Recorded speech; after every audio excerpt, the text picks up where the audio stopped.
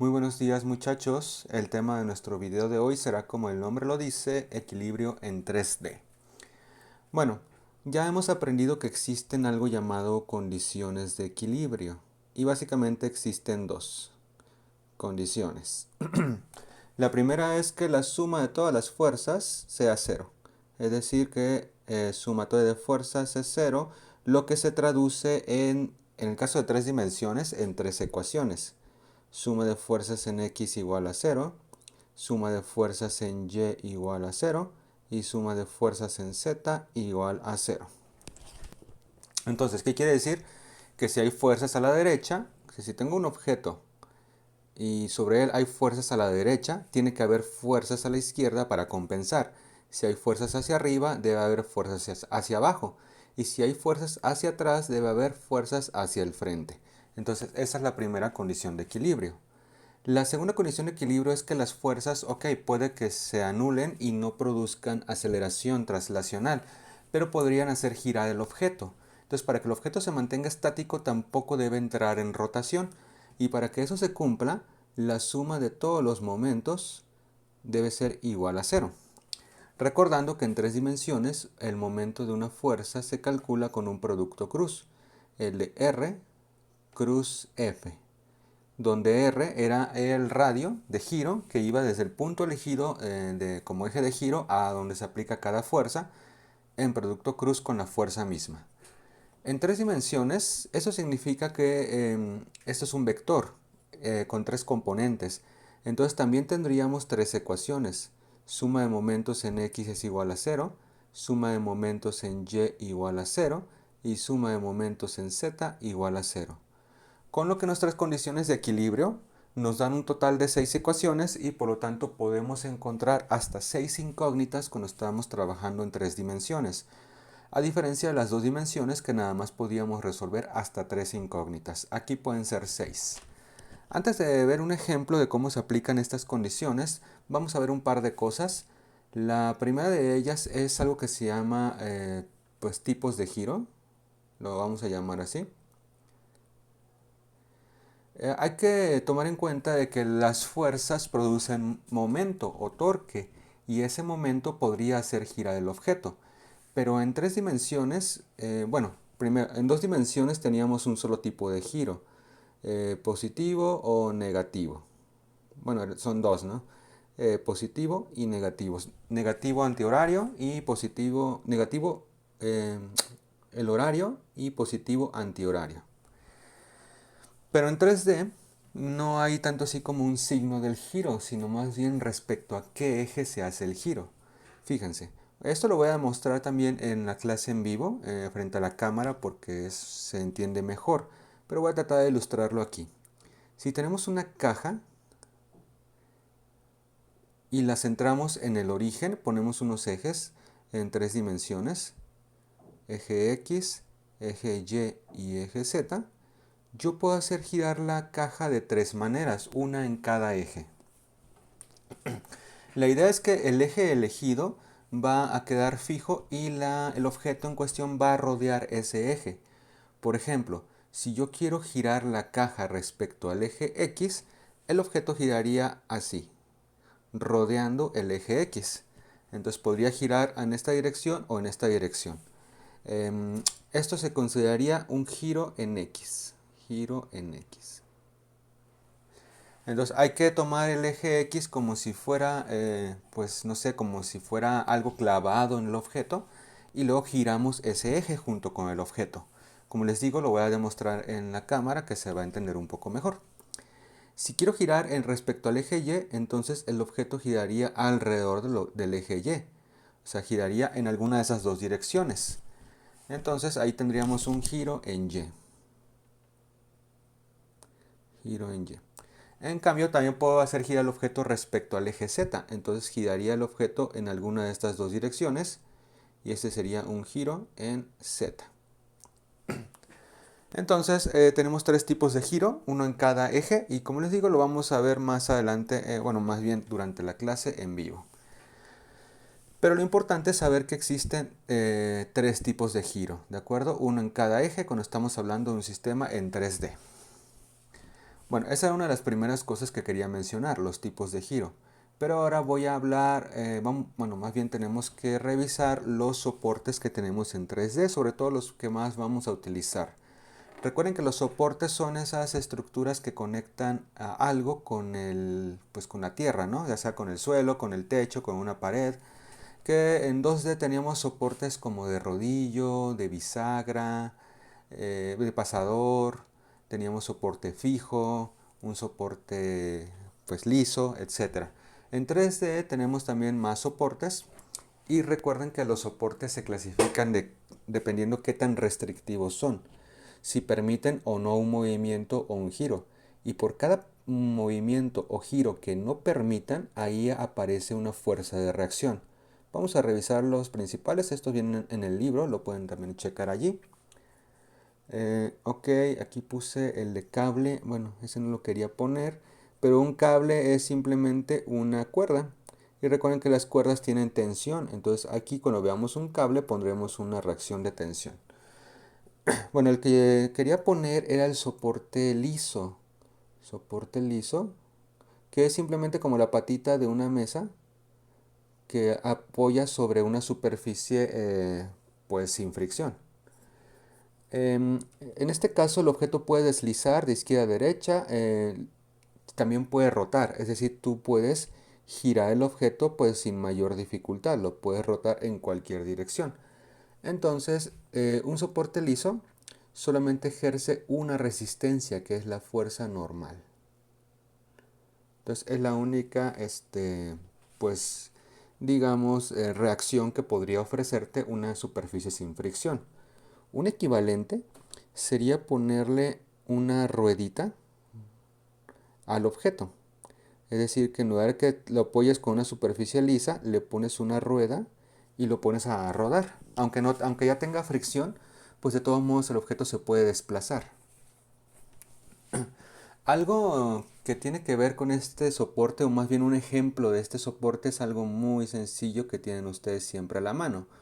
Un bolígrafo, una pluma.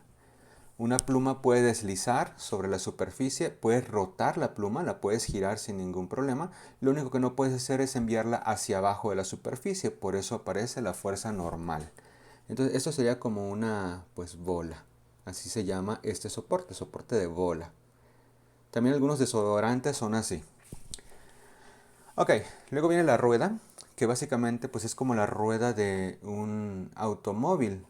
Aunque esta rueda puede que pueda girar sobre su eje o no, pero aquí vamos a tomar en cuenta la rueda de un automóvil que no puede girar sobre su eje, entonces quedaría más o menos así la situación.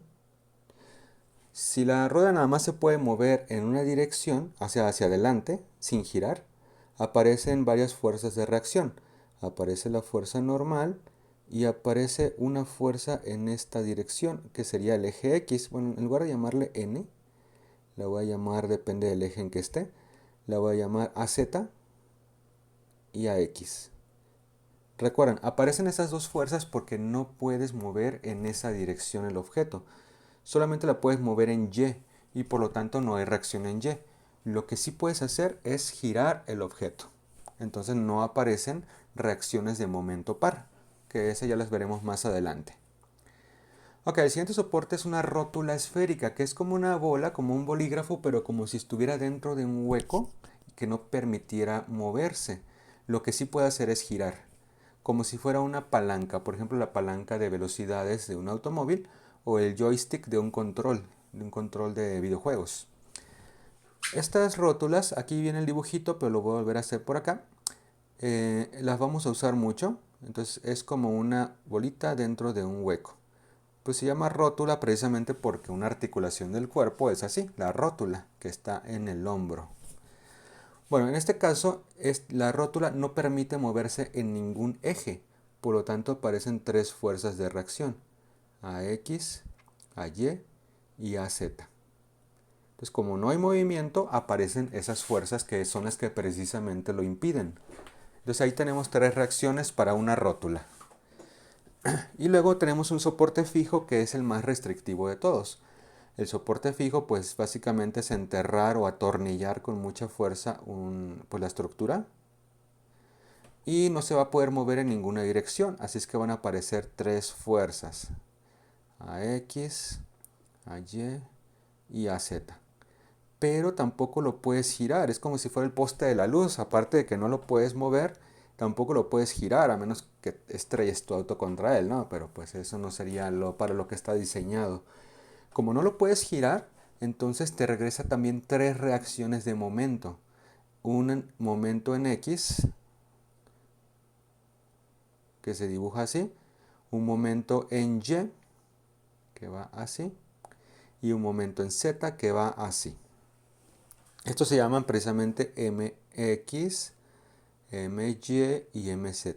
Entonces, básicamente un soporte fijo tiene 6 incógnitas, tres fuerzas, tres reacciones de fuerza y tres reacciones de momento. Entonces, para tomarlo en cuenta. Luego vienen otro tipo de soportes en 3D que se llaman chumaceras. En la siguiente página ya tengo las tres principales que vienen en el libro. La chumacera es simplemente un tubo que se mete dentro de una guía. Es la guía de un tubo. Es como la de las cortinas. No sé si las ubican, que metes el palo de la cortina donde la cuelgas. Lo metes en unos huecos que son como estas chumaceras de aquí, ¿no? Entonces, bueno, es eso. Aquí la situación es que la chumacera, mira, voy a dibujarlo aquí más adelante, que es algo así, tiene un hueco por acá. La chumacera permite girar el objeto solamente sobre su eje. Bueno, vamos a ver primero qué permite o no la chumacera respecto a movimientos, no tanto a giros, primero movimientos. Este tubo que está insertado en la chumacera lo puedes mover de izquierda a derecha, así es que ahí no aparece fuerza. Lo que no puedes hacer es levantarlo, entonces aparece una fuerza en Y, en Z, perdón, y tampoco lo pueden mover hacia ustedes, entonces aparece una fuerza en X. Entonces eso pues no lo puedes mover ahí en esos ejes, por lo tanto hay reacciones. Pero tampoco lo puedes girar en ninguno de esos ejes, así es que no lo puedes girar alrededor del eje X, así es que aquí va a haber una MX y tampoco lo puedes girar en Z, así es que aquí hay una MZ. Si lo puedes girar en Y, entonces no aparece una reacción allí. Entonces esas son las reacciones que tiene una chumacera simple, sin fricción, que tú puedes deslizar el tubo a través pues, de la chumacera en sí. Bueno, otra chumacera es la chumacera cuadrada, que es casi lo mismo, pero pues como el nombre lo dice, tiene una sección cuadrada. Esto va a ser una pequeña diferencia. Lo que va a suceder es que, bueno, entra por aquí, es que no vas a poder girar el tubo sobre su eje. Entonces fíjense las reacciones que va a tener. Igual no lo puedes levantar, tiene una AZ. No lo puedes mover hacia ustedes, tiene una AX, perdón. No lo puedes girar en esos ejes, entonces tiene una MX y una MZ. Pero tampoco lo puedes girar en el eje Y porque es cuadrada. Entonces también aparece una reacción MY. Entonces tiene 5 incógnitas. Y bueno, primeramente está la chumacera de empuje, que es igual que la simple, la primera, solamente que tiene, ya sea que está atornillado el tubo, que no se puede deslizar, o tiene mucha fricción. Entonces fíjense, como tiene fricción, no se puede mover de izquierda a derecha. Entonces una chumacera de empuje, perdón, vuelve a ser circular su sección, pero ya no lo puedes mover en ninguna dirección, ni en X, tampoco en Y, por lo mismo que les digo, tiene un seguro o un tornillo o algo que impide el movimiento en Y. Y tampoco lo puedes girar en estos ejes, en el eje X y en el eje Z, pero todavía puedes girarlo en el eje Y. Entonces, pues ahí están las reacciones de esas chumaceras. De todos modos, cuando veamos un problema, pues vamos a recordar esta tabla y pondremos las reacciones correspondientes. Un pequeño detalle es que cuando un tubo está sostenido por dos chumaceras y está en equilibrio, entonces no se ponen las reacciones de momento. Entonces, para unos problemas que vamos a resolver más adelante, que van a ser de ese estilo. Ok, vamos entonces a ver si ya que vimos algunos soportes, todos esos vienen en el libro, pero pues les dije ahorita los más importantes. vamos a ver este ejercicio para aplicar nuestras condiciones de equilibrio. Pues aquí va. Dice, el pescante se usa para... El pescante es esa barra que va del punto A al punto A. Es como esa varilla o barra o no sé que sostiene la maceta. Se usa para sostener la maceta de 75 libras. Pues 75 libras son como 30 kilos. Es una maceta muy pesada, imagínense si se cae. Que se ilustra en la figura. Determina la tensión desarrollada en los alambres AB y AC. Ok, entonces vamos a poner fuerzas. Hacia acá abajo está el peso de 75 libras. Recuerden que en el sistema inglés libras ya es peso. Y luego hay dos tensiones. Son incógnitas. Esta la voy a llamar TC, porque llega al punto C. Y esta de aquí la voy a llamar TB.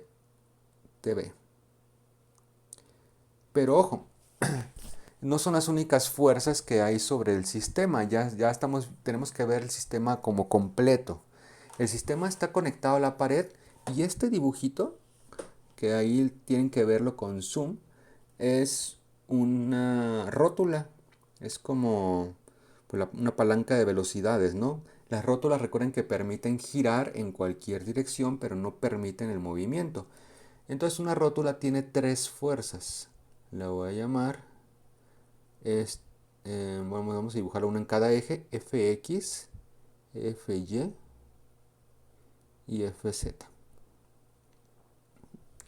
Entonces ahí están todas nuestras fuerzas. Como pueden ver, son 5 incógnitas, pero acuérdense que en sistemas en 3D podemos resolver hasta 6 incógnitas. Bueno, el primer paso va a ser escribir todas las fuerzas en componentes. Las que son fáciles son la fuerza F, las reacciones de la rótula. Esa fuerza la voy a escribir así. Bueno, esto lo voy a poner así como rótula. Le voy a poner la fuerza F, que es la suma de sus tres componentes, es decir, Fx en Y más Fy en J más Fz en K. Ok, ahí tenemos la rótula. Esa sería la fuerza que hay ahí. Recuerden que la rótula es el soporte. El peso también está fácil. Pues siempre va dirigido hacia abajo. Entonces el peso W va a ser simplemente menos 75 en K. Recuerden, el menos es porque va hacia abajo y K porque es el eje Z, hacia abajo. Los que no se pueden poner tan fácilmente son TB y TC. Ahí tengo que usar lo del vector unitario. Entonces vamos a sacar las coordenadas de los puntos A, B y C. Bueno, ahí en la figura más o menos todavía se ve que el punto A, sus coordenadas son 0 en X, 6 en Y, 0 en Z. Ahí lo pueden checar, ¿verdad? Las coordenadas de B sería en X 2, arriba está ese 2, en Y 0 y en Z 3. Mientras que las coordenadas de C en X es menos 2, 0 en Z, 3 en Y. Ok, entonces ahora tengo que sacar lo del vector unitario. Vamos a empezar por el vector AB. Entonces voy a sacar RAB, que es B menos A. Ahí tengo abajo los números, entonces sería 2 menos 0, 2i, 0 menos 6j, 3 menos 0 más 3k. Su magnitud, RAB, viene siendo pues 2 al cuadrado más 6 al cuadrado más 3 al cuadrado. Entonces 2 al cuadrado más 6 al cuadrado más 3 al cuadrado es 49. Entonces la raíz es 7. Entonces son 7 pies. Esa es la longitud de la cuerda que va de A a B. Y el vector unitario, RAB, pues sería en fracciones 2 séptimos I menos 6 séptimos J más 3 séptimos K. Como una observación, el vector RAC es igualito, excepto que cambia la coordenada X, porque en X está en menos 2, no en 2. Entonces yo puedo escribir el vector RAC igualito que el RAB, pero cambiando el signo de X. Menos 2 séptimos Y, menos 6 séptimos J, más 3 séptimos K. Entonces ahí tengo ya mis dos vectores. Por lo tanto, yo puedo escribir las dos fuerzas que son incógnitas, TB y TC. TB usaría el vector RAB. Entonces TB sería TB, su magnitud que es incógnita, multiplicado por el vector unitario, 2 séptimos I menos 6 séptimos J más 3 séptimos K. Mientras que TC sería su magnitud, TC, por el vector de TC, que es menos 2 séptimos I, menos 6 séptimos J, más 3 séptimos K. Muy bien, pues ahí están todas las fuerzas ya en componentes. Y ahora sí voy a poder calcular ya las condiciones de equilibrio, la suma de fuerzas y la suma de momentos. Entonces empecemos con la suma de fuerzas.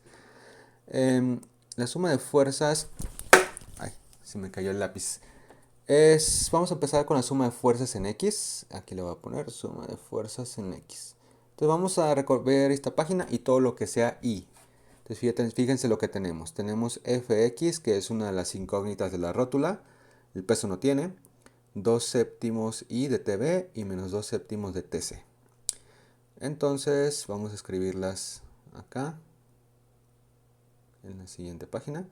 Sería Fx más 2 séptimos que era de TB. Más 2 séptimos de TB y era menos 2 séptimos de TC igual a 0. Suma de fuerzas en Y. Bueno, regresamos a la página. Todo lo que sea J, que aquí lo tengo, sería Fy menos 6 séptimos y menos 6 séptimos de TB y de TC. Bueno, los voy a poner. Entonces quedaría, suma de fuerzas en Y es Fy menos 6 séptimos TB menos 6 séptimos TC igual a 0. Y la suma de momentos en Z. Aquí tenemos Fz, el menos 75 del peso, 3 séptimos y 3 séptimos. Eso es... pues vamos a escribirlo. En suma de fuerzas en Z es igual a Fz más 3 séptimos TB más 3 séptimos TC igual a 0. Pues ahí está ya la suma de fuerzas. Falta el 75. Entonces aquí sería no igual a 0 esto, sino menos 75 igual a 0. Aquí el detalle es que tenemos 5 incógnitas. Fx, Fy, Fz, Tb y Tc. Entonces nos faltan ecuaciones. Para las ecuaciones vamos a hacer la suma de momentos. Pero vamos a escribir pues todo con cuidado. Voy a regresarme al dibujo. Y bueno, de hecho voy a pegar el dibujo en una hoja en blanco para hacer esa suma de momentos con cuidado. Entonces aquí tengo...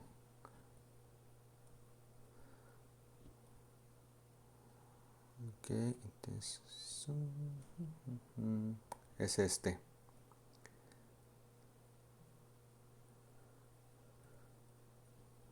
Ok, aquí está. Muy bien, ¿cómo vamos a hacer la suma de momentos? Bueno, para empezar vamos a elegir la suma de momentos respecto al punto O. ¿Por qué? Porque ahí hay tres incógnitas, Fx, Fy y Fz, entonces esas no las voy a tomar para el momento. Pero las fuerzas que sí van a ser momento son Tb, no Tc, Tb y el peso. Por cierto que también se podría tomar como punto de giro el punto A y también queda muy fácil. Eso se lo voy a dejar a ustedes, que lo hagan respecto al punto A y pues quedaría incluso más fácil que como el punto O, pero pues lo voy a hacer respecto al punto O, para que se vea cuál es el proceso. Recuerden que el peso era igual a menos 75K. Que TB era igual a, aquí lo tenía, 2 séptimos menos 6 séptimos más 3 séptimos. O sea, era TB por 2 séptimos I, se me olvidó, menos 6 séptimos J más 3 séptimos K. Mientras que TC era igual a TC.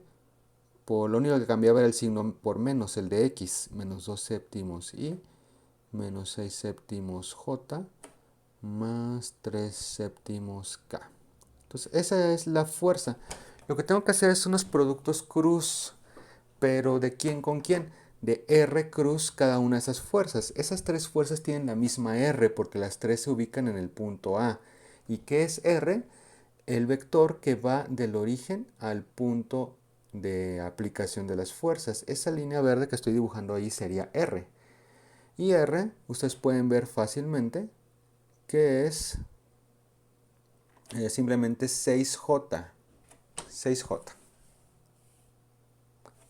Porque está en el eje Y, ¿no? Ese R está en el eje Y. Y mide 6, entonces 6 pies.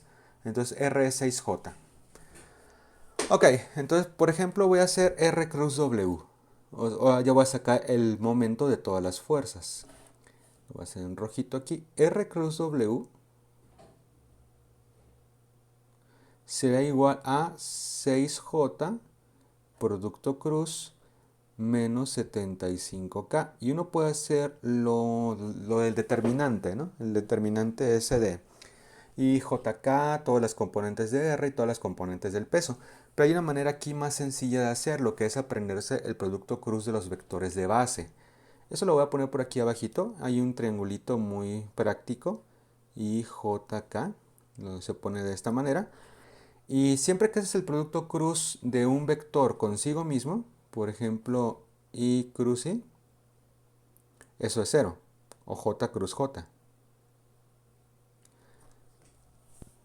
Pero cuando haces el producto cruz de dos vectores distintos, siempre te da el tercero. Pero puede ser con signo más o con signo menos. Este triangulito se usa así. Si tú haces un giro de tal manera que los vectores los sigues en esta dirección, el producto cruz va a ser positivo. Pero si haces el giro en esta dirección, va a ser negativo. ¿A qué me refiero? Si por ejemplo haces I cruz J, te va a dar más K. Así lo puedo escribir. I cruz J es igual a más K. ¿Por qué? Porque de ahí a J me estoy pasando el sentido de las manecillas y luego eso me da K. Pero si por ejemplo haces J cruz K, entonces J cruz K te va a dar más I.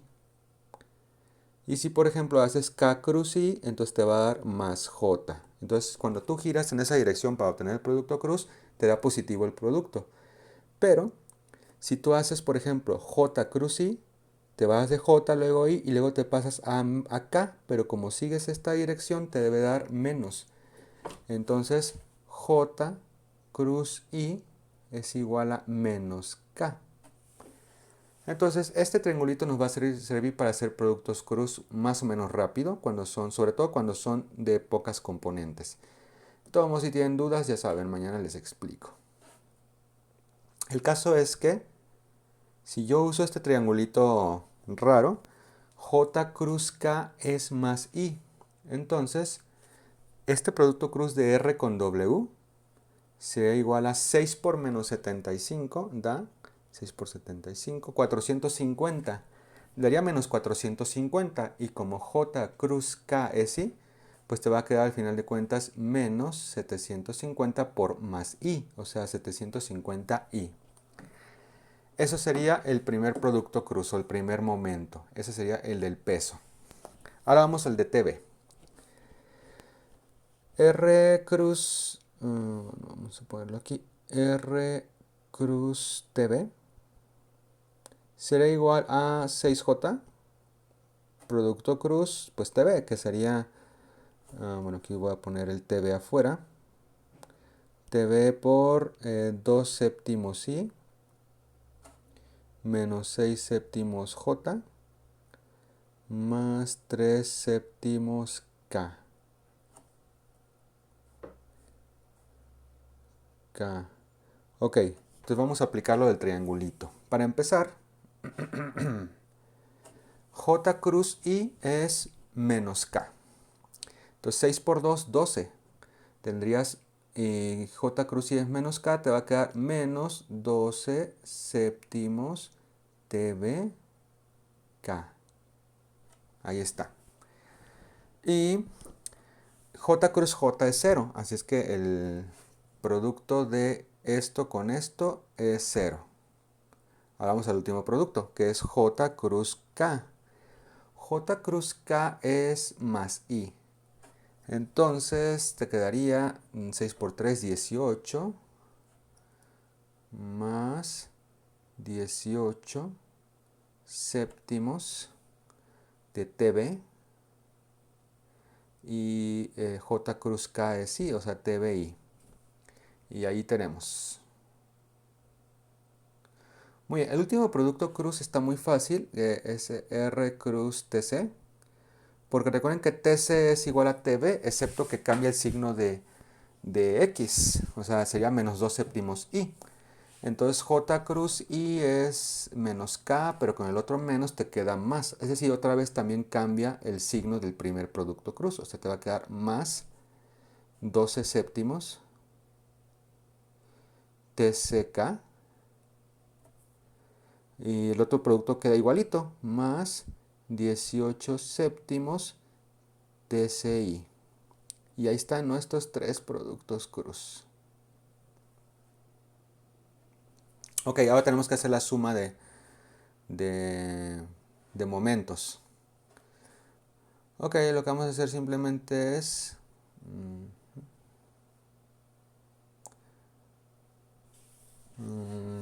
pues vamos a hacer fíjense que los momentos tienen componentes en I y en K. No hay momentos en J, así es que no existe la suma de momentos en J. Pero pues sí existe la suma de momentos en I y en X y en Z. Vamos a hacerla. Aquí abajo voy a escribir suma de momentos en X, pues todo lo que sea I. Entonces ahí tengo 18 séptimos de TB más 18 séptimos de TC menos 750, que es el del peso, igual a 0. Y la suma de momentos en Z, que es todo lo que es K. Entonces tengo 12 séptimos de TC menos 12 séptimos de TB igual a 0. Bueno, pues aquí ya podemos empezar. De hecho, fíjense que ya todo está bien fácil. Porque de esta ecuación de abajo, yo puedo sacar que TB es igual a TC. Pues simplemente paso este término para acá, queda positivo, el 12 séptimo se cancela y te queda automáticamente que, vamos a ponerlo aquí en azul, TB es igual a TC. Y eso es más o menos lógico porque ustedes pueden ver, aquí, pueden ver que las dos cuerdas pues son igualitas, miden lo mismo, son simétricas, una va para la izquierda y otra va para la derecha. Es que era lógico que pues fueran iguales de la misma magnitud. Entonces pues eso es lo que resultó al final de cuentas. Otra cosa, como TB es igual a TC, entonces eso lo puedo sustituir en la primera ecuación, la suma de momentos en X. Y tendría esto. O sea, puedo cambiar TB por TC o al revés. 18 séptimos de TB más 18 séptimos, también le voy a poner TB, es igual a 750. Voy a pasar el 750 al otro lado. Y pues 18 más 18 es 36 séptimos de TB es igual a 750. Por lo tanto, TB y por lo tanto también TC sería 750 por 7 entre 36, es decir, 145. Igual a TC igual a 145 libras. Ahí tenemos. Como ya tenemos TB y también TC, podemos regresarnos a nuestra suma de fuerzas en X, que es la que teníamos aquí. Recuerden que TB es igual a TC, igual a, de hecho son 145.8. Voy a poner 145.8 libras. Entonces ya puedes sacar Fx, Fy y Fz. Por ejemplo, Fx se ve luego que es 0. Ya ustedes pues ya verán por qué, ¿no? Fy sería igual a pues 6 y 6, 12 séptimos por TB o TC, que es 145.8.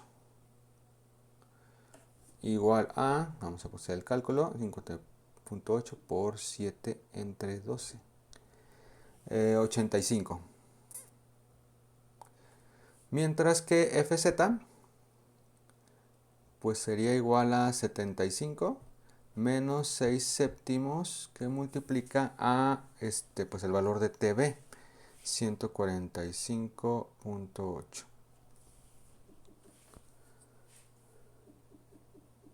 Por 6 entre 7. Y da menos 45. Bueno, acuérdense que significaba que una fuerza diera negativa. Significaba simplemente que la reacción va para el otro lado, ¿no? Entonces que la Fz realmente va para abajo. Entonces aquí la puedo borrar. Y la dibujo hacia abajo. Y ya, con eso terminamos el problema. Bueno, como es todo, ya saben que esto es cuestión de mucha práctica y pues en clase vamos a resolver todas las dudas. Espero que el video haya quedado lo más claro posible y nos vemos en clase, muchachos. Pues hasta pronto.